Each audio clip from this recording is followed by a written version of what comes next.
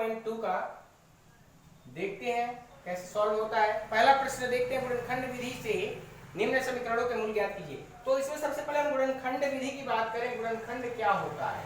देखिए इस बात पे आप लोग गौर कीजिएगा, क्लास 9th में हम लोग पढ़े हुए हैं। क्लास 9th में क्या पढ़े हैं, तो पहले मानक समीकरण देख लीजिए, x² + bx + c। हम लोग इसका गुणनखंड करना जानते हैं। इस क्लास में बस सिलेबस में इतना बढ़ गया, 0 कर दिया गया है। आपको करना ये होता है, इस a और c का गुणनफल इस प्रकार करना होता है कि इस AC से हमें किसी भी तरह जोड़कर अथवा घटाकर किसके बराबर लाना होता है, तो b के बराबर लाना होता है। या तो जोड़कर लाइए या घटाकर लाइए, ठीक है।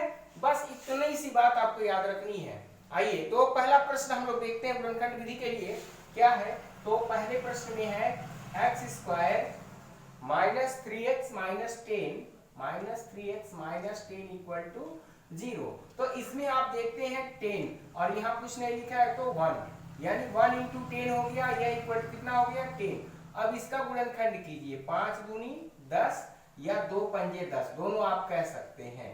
अब हमको किसी भी तरह इस 3 को लाना है, तो 3 लाने के लिए क्या करते हैं, 5 में से 2 को माइनस करते हैं। तो यहाँ पे हम क्या करते हैं, ध्यान दीजिएगा, x² माइनस लाइए, एक बार लिख के प्रश्न को ही दिखा देते हैं। 3x - 10 = 0 में क्या भरते हैं हम लोग, तो x² माइनस, जहां 3 है वहां हम लिख सकते हैं 5 - 2x - 10 = 0। आप ध्यान दीजिए, मैंने कोई अंतर नहीं किया है, 5 में से 2 गया 3, यहाँ पे मैंने कोई अंतर नहीं किया। क्या करते हैं, चुपके से अंदर x को भेज देते हैं, क्या मिलेगा 5x - 2x - 10 = 0। फिर क्या हो जाता है, x² - 5x + 2x - 10 = 0। क्या करते हैं, फिर इन 4 मिल जाते हैं, इन दो का जोड़ा बनाते हैं, जिसको हम लोग युग्म कहते हैं।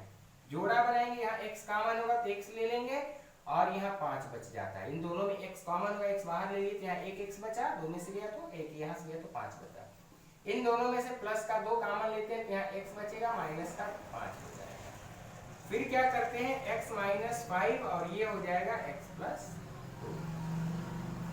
अब इन दोनों में देखिए, कहीं भी दो पदों का अगर गुणनफल लिखा है ना, जैसे x × y, तो निश्चित है इन दोनों में से एक कोई 0 होगा, तभी 0 होगा। क्योंकि देख लीजिए, 0 × अगर किसी भी चीज से गुणा कर लीजिए यहाँ पर तो भी 0 मिलेगा, और किसी भी नंबर से यहाँ मान लीजिए गुणा कर लीजिए 0 में तो भी 0 मिलेगा।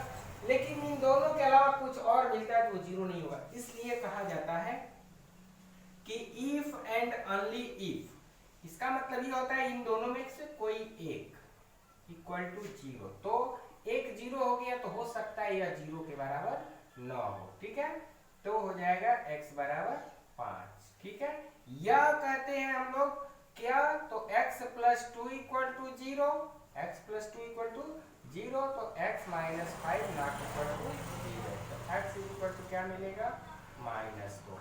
इस प्रकार समीकरण के 2 मूल लिखेंगे, अर्थात समीकरण के 2 मूल कौन कौन होंगे, एक 5 होगा, दूसरा -2 होगा। -2 और 5 है, या 5 और -2 है। आइए, ये ऐसे 2 मान है, इसमें हम रखते हैं तो ये 0 हो जाता है। इसको हम लोग आसानी से चेक भी कर सकते हैं। चेक करने के लिए आप लोग रख के देखिएगा, नहीं होगा तो मुझसे बताइएगा, ठीक है। आइए इसी का दूसरा प्रश्न हम लोग देखते हैं।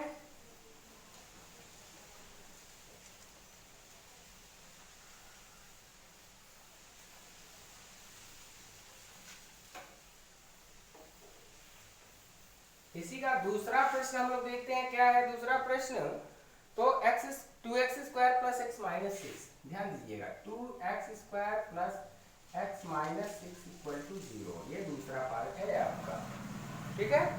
क्या करना है हमको, तो a और c का गुणा, यही ना बताया गया है, a और c कर लीजिए गुणा, तो 2 × 6 बराबर कितना हो जाएगा, 12। अब इसका ऐसे गुणा करना है कि हमको किसी भी तरह इसको लाना है। तो इसका गुणनखंड जब हम लोग करेंगे तो 2 दूनी 4 तिया 12।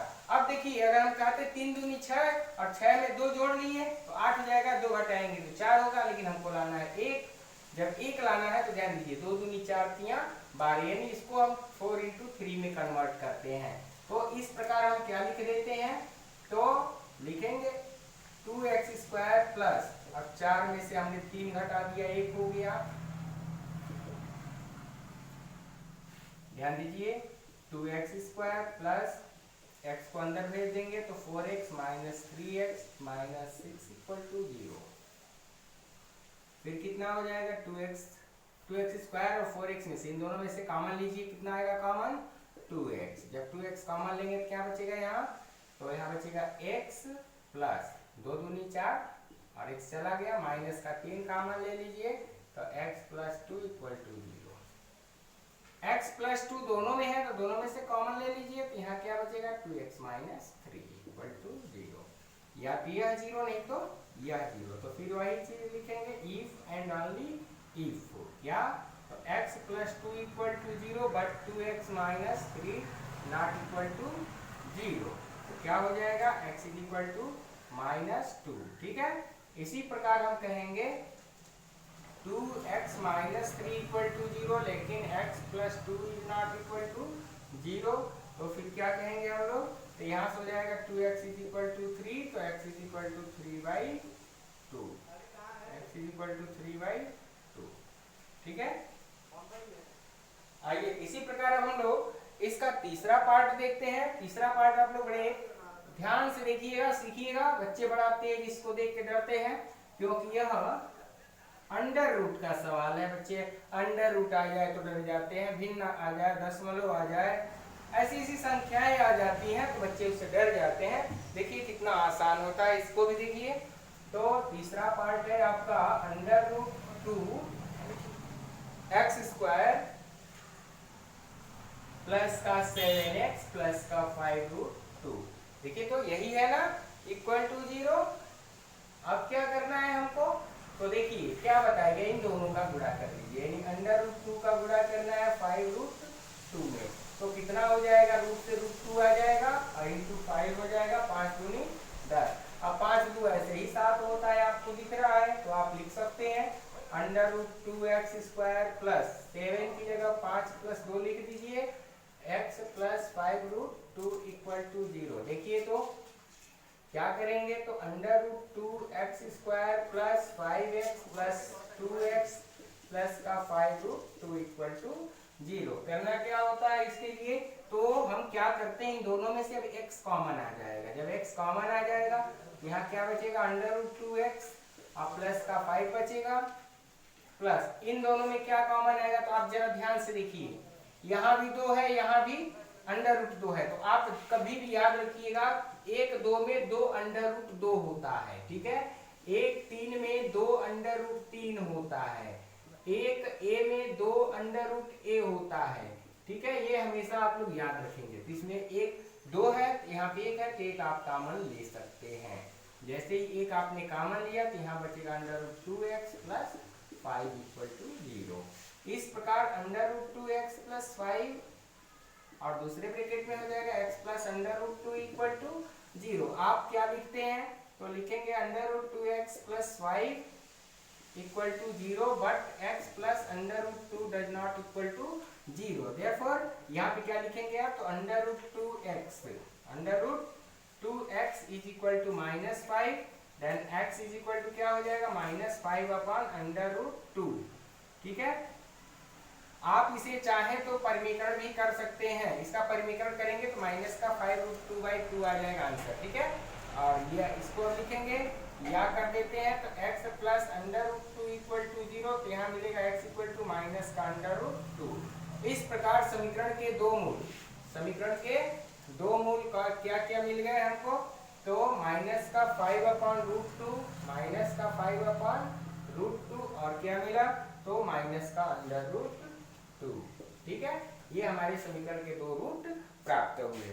आइए इसी तरह चौथा इसका देखते हैं। चौथा भी कुछ खास ही दिख रहा है क्योंकि इसमें भिन्नात्मक मान दे दिया गया है। तो उस भिन्नात्मक मान से देखिए, मैं नहीं कहता हूं कि आप डरिए नहीं, उसको सॉल्व कीजिए। वह कठिन नहीं है, वह आसान है। आप डर जाते हो इसलिए कठिन है। यह ठीक उसी प्रकार से होता है जैसे एक छोटे बच्चे को अंधेरे में भेज दिया जाए वह नहीं डरता है, लेकिन आप होशियार होते हुए भी अंधेरे में जाने में डरते हैं। तो आइए देखते हैं यहाँ इन सवालों में क्या रखा है। 2x² plus x minus 1/8 equal to 0। Sorry, मैंने चिन्ह गलत लिख दिए थे। अब देखें क्या लिख देंगे। बटे वाली चीज पूरे में दिक्कत करती है, क्या करते हैं, पिछले वीडियो में आपको बताया गया था कि 8 से पूरे में भिन्न से आता है, पूरे में बुरा करती है। तो 8 दूनी 16 x² माइनस 8x, ठीक है। आप प्लस का यहाँ करेंगे तो 1 हो जाएगा।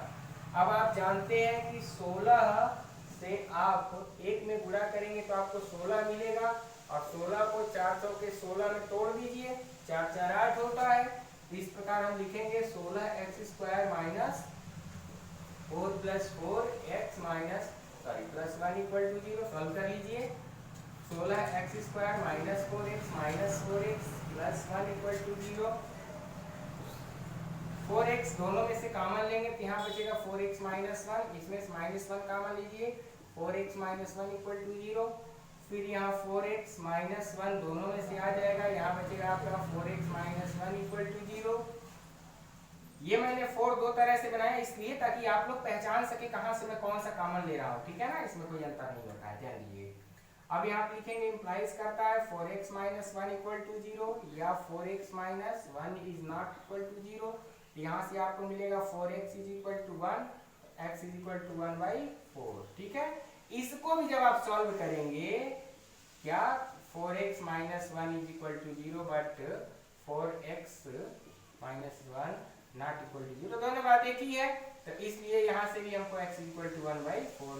लेकिन ध्यान रहे आप एक ही पर नहीं करेंगे, इसको 2 बार लिखेंगे जरूर। तो लिखेंगे अतः समीकरण के 2 शून्य, अतः द्विघात समीकरण के 2 शून्य क्या होंगे, 1/4 कामा 1/4। एक ही मान को 2 बार लिखा जाता है, क्योंकि यह रूल होता है कि उसकी जितनी घात होती है उतने उसके मान प्राप्त होते हैं, ठीक है। आइए इसी तरह एक और प्रश्न बच जाता है आपका पांचवें प्रश्न को मैं पूरा नहीं सॉल्व करूंगा क्योंकि कुछ आपके लिए भी छोड़ना है, उसको आप लोग सॉल्व करेंगे। पांचवें को मैं कुछ हिंट केवल कर देता हूँ, ठीक है। अगर आपको प्रॉब्लम होगी कमेंट बॉक्स में दे दीजिएगा, मैं इसको सॉल्व कर दूंगा। 100x² plus 20x plus 1 equal to 0। यहाँ माइनस दिया है। यहाँ 100 से जब हम 1 में गुणा करेंगे तो हमको मिलेगा 100। अब तो सब लोग पहचान गए होंगे 10 10 में 100, 10 10 20 होता है। बस इसके ठीक पहले वाले प्रश्न जैसे है, यानी क्वेश्चन नंबर ठीक किसकी तरह है, तो सेम एज क्वेश्चन नंबर 4 की तरह है, ठीक है ना। आप इसको सॉल्व करेंगे, जहां दिक्कत होगी आप पूछ लेंगे। आइए हम देखते हैं प्रश्नावली 4.2 का सेकेंड क्वेश्चन। सेकेंड देखते हैं, सेकेंड क्वेश्चन में क्या दिया गया है। कह रहे हैं कि उदाहरण 1 में दी गई समस्याओं को हल कीजिए। उदाहरण 1 में दी गई समस्याएं क्या है, आइए प्रश्न में हम लोग देखते हैं। कह रहे जान और जीवंती दोनों के पास कुल मिलाकर 45 कंचे हैं, दोनों 5-5 कंचे खो देते हैं, और अब उनके पास कंचों की संख्याओं का गुणनफल 124 है। हम जानना चाहेंगे कि आरंभ में उनके पास कितने कितने कंचे थे। हम कहेंगे माना, क्या क्या नाम है, जान और जीवंती। माना जान के पास x कंचे, कितने कंचे, x कंचे, टोटल 45 है। इसीलिए जीवंती के पास कितने हो जाएंगे, जीवंती के पास 45 माइनस x कंचे, ठीक है। अब लिखेंगे इसलिए प्रश्नानुसार क्या कह रहे हैं, दोनों 5-5 कंचे खो दिए, यानी पहले x वाले ने भी 5 गुण कर दिया था, और दूसरे यानी 45 माइनस x जिसके पास है वो भी 5 को गुण कर दिया। अब जो बचा इन दोनों का गुणनफल कितना है, 124 है, 124 है। अब गुणा कर लीजिए तो ये कितना हो जाएगा, 45x माइनस x², चाहे एक लाइन इसको हल कर लीजिए और छोटा हो जाता है, ठीक है ना। x माइनस 5 इक्वल इंटू ये 45 में से 5 घटा दीजिए, 40 माइनस x बराबर 124 कर लीजिए। ये क्या हो जाएगा 40x माइनस एक्स का एक्स स्क्वायर माइनस 200 और माइनस माइनस प्लस का 5x बराबर 124 कर लीजिए। एक्स स्क्वायर ये उधर जाएगा तो 40 और 5 45 उधर जाएगा तो माइनस का 45x और माइनस का 200 उधर जाएगा तो माइनस 324 हो जाएगा। अब 324 का गुणनखंड हमें करना है 324 का, ठीक है ना। 324 का गुणनखंड करके हमें कितना लाना है 45 लाना है। देखिए 324 का आप लोग गुणनखंड कीजिएगा, मैं डायरेक्ट लिख देता हूँ 2 2 4 यहाँ 12 यहाँ 36 यहाँ 108 108 यहाँ 324 होता है, ठीक है। अब देखिए 3 3 9 9 36 और 9 45 यानी 36 नामा होता है 324 36 हुए 9 और देखिए 36 9 45 इसलिए यहाँ पे क्या देंगे एक्स स्क्वायर माइनस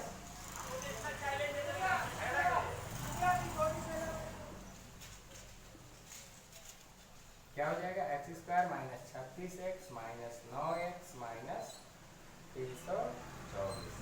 ध्यान दीजिएगा कहीं गलती लग रही है मुझे। हाँ देखिए ये माइनस में उधर जाएगा तो ये प्लस का होगा, ठीक है ना, ये प्लस का होगा, ठीक है, बराबर 0। क्या लिखेंगे अब एक्स स्क्वायर में से कॉमन ले लीजिए, इसमें से एक्स कॉमन लेंगे तो क्या हो जाएगा एक्स माइनस 36 और इसमें से माइनस 9 कॉमन ले लीजिए तो एक्स माइनस 36 बराबर कितना हो गया 0। तो क्या हो जाएगा अब कहेंगे एक्स माइनस 36 और एक्स माइनस 9।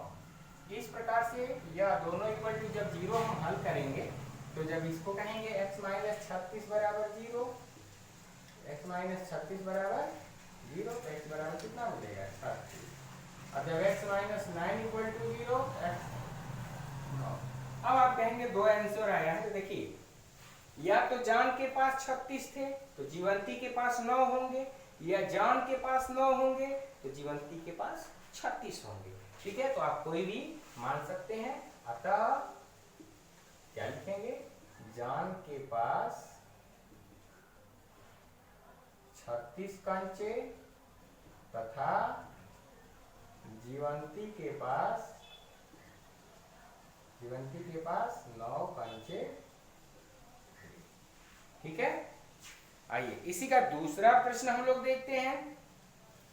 दूसरे प्रश्न को पढ़िए आप लोग।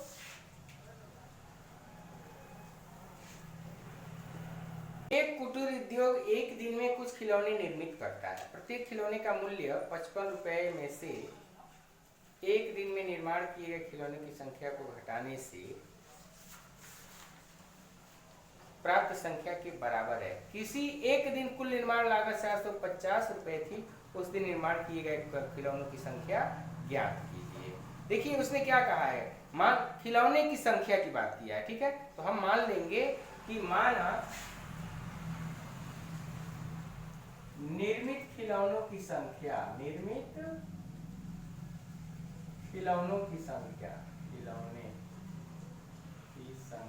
बराबर कितना है x। तो फिर क्या आगे कहेंगे, तो कह रहे हैं कि प्रत्येक दिन के निर्माण की लागत की संख्या, तो प्रत्येक दिन के निर्माण की संख्या की लागत कितनी होगी, तो चूंकि कुल खर्चा उसमें कितना आ रहा है 55 रुपए है, तो लिखेंगे लागत कितनी है, लागत बराबर है 55 रुपए, ठीक है। और आगे कह रहे हैं कि अगर उसके कि एक दिन निर्माण किए खिलौनों की संख्या को घटा दें तो प्राप्त संख्या के बराबर है, यानी इसकी लागत, ठीक है। तो लिखेंगे कि कुल एक खिलौने की लागत या एक दिन की लागत जिस दिन वह खिलौना बना रहा है, ठीक है ना, बराबर कितना हो जाएगा, तो 55 में से अगर इस x को घटा दिया जाए और उसी से गुणा कर दिया जाए, ठीक है। तो अब ये कितना रुपए हो रहा है, तो कह रहा है 750 रुपए, 750। ओके आप तो कर लीजिए, ये हो जाएगा कितना 55x माइनस एक्स स्क्वायर बराबर 750। इसको उठा के लाइए, हो जाएगा x square minus 55x plus का 750 बराबर 0। गुणा भाग कर लीजिए 750 का, तो 750 का जब करेंगे हम लोग तो कितना आएगा, गुणनखंड कीजिए। तो 750 का जब गुणनखंड करेंगे तो मेरे ख्याल से कर लीजिए एक बार, तो कितना आएगा, 2 2 3 6, 2 7 14, 2 5 10, फिर ये कितना हो जाएगा 3 एकम 3, 25 किया 75, फिर 25 25 125, फिर 5 25 25। ठीक है, क्या करेंगे हम लोग, तो 5 पंजे 25, पंजे 125, यहाँ और 2 कर लीजिए, क्या हो जाएगा, तो 5 पंजे 25 या 75 ना करके हम लोग करें 5 या 15 दूनी 30 एक साथ ले लीजिए और इसको यानी 25 गुणे 30, 30 25 55 हो जाएगा। तो यहाँ पे लिखेंगे हम लोग एक्स स्क्वायर माइनस 55 की जगह लिख देंगे 25, 25 प्लस 30 और x प्लस 750 बराबर 0। इस प्रकार से हल कीजिए, माइनस का 25x माइनस का 30x प्लस का 750 बराबर 0। x कामन ले लीजिए, x माइनस 25 माइनस 30 में से क्या कामन आएगा,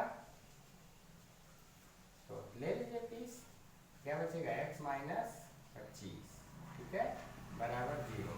x माइनस 25 दोनों में से निकाल लीजिए, तो x माइनस 30 बच जाएगा। अब या तो यह 0 नहीं तो यह 0, तो जब x माइनस 25 बराबर 0 तो x बराबर 25 हो जाएगा, और जब x माइनस 30 बराबर 0 तो x बराबर 30 हो जाएगा। ठीक है, इस प्रकार से हमें तो उत्तर प्राप्त हुए, यानी खिलौनों की संख्या कितनी, 25। ठीक है, तो लागत कितनी, 30 रुपये। ठीक है।